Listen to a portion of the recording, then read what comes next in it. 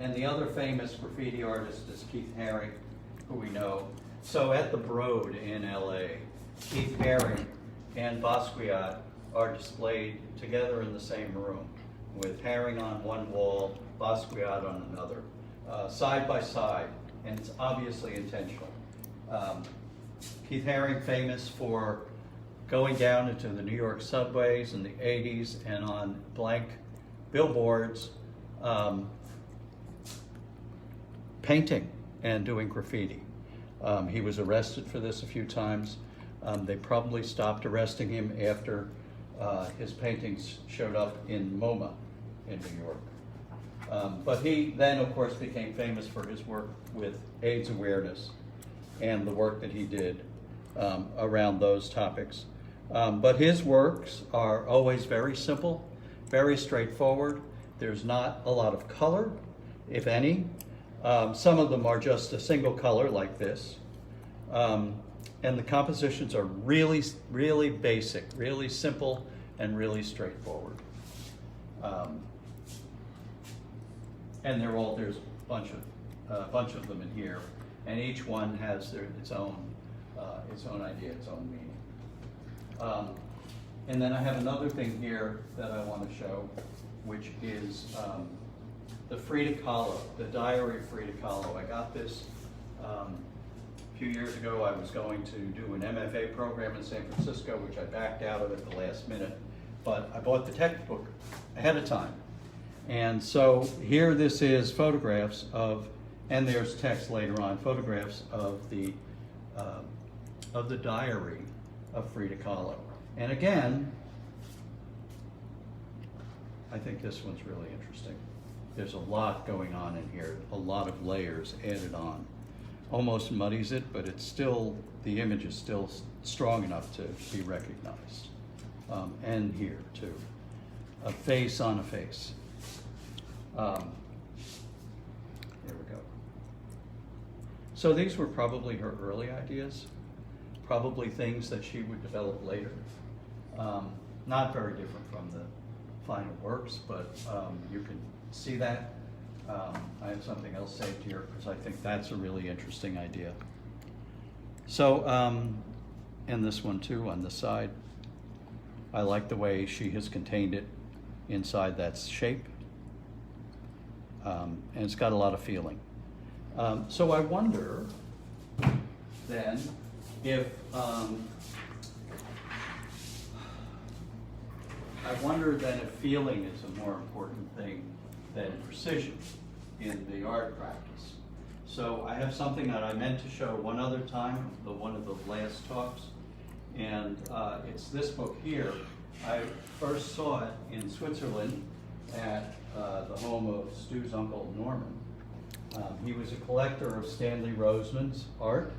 Stanley Roseman did drawings and prints of gesture drawings, which are super fast. They have to be done quick, or if you think about it too much, you won't get the right feeling. And what he did was, lucky him, he went to the Paris Opera, and he was able to sit backstage and draw the dancers. So in this, there's very little detail, very quick line. If this took more than 60 seconds, it would be a lot. So it was a great exercise in drawing classes for the students, because when you do it fast and it scares them, they don't have time to think about what they're doing, so their hand does what it does, and then their drawing style emerges. So I think that that's just beautiful, the way he did these. I think they're really lovely. Not a lot of detail, not in fact almost no detail, except for the parts that are really important. And this one here, obviously he's studied anatomy and understands musculature enough to do this quick sketch of this dancer, probably a male. I don't have the right glasses on. Yeah, Eric is the dancer. And he actually went to various places. I love this one of this couple. Very beautiful.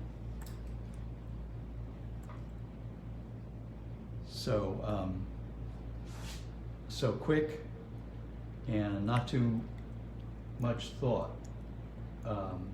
Or, well, not that there's not thought, but not too much worry. Because one of the things that I struggle with, and I know a lot of other artists struggle with, are the second guessing that we do all the time about our own work. Is it good enough? Am I good enough? Is it any good? People gonna like it? Is it stupid? Should I do it differently? Is it what other people are doing? Does that matter? And of course, the answer to that question, I now firmly believe, is no, it doesn't matter if I'm doing what other people are doing.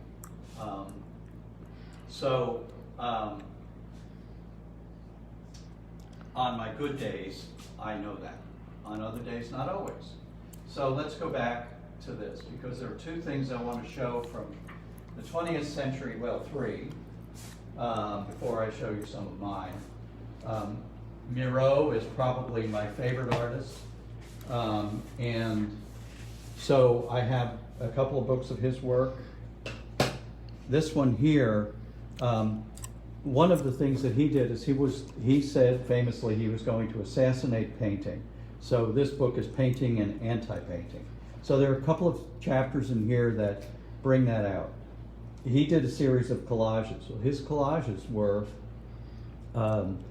we want to say found objects. Sometimes my found objects that I use in a collage, I might have found them at Lowe's, found them somewhere. I didn't necessarily pick them up off the street.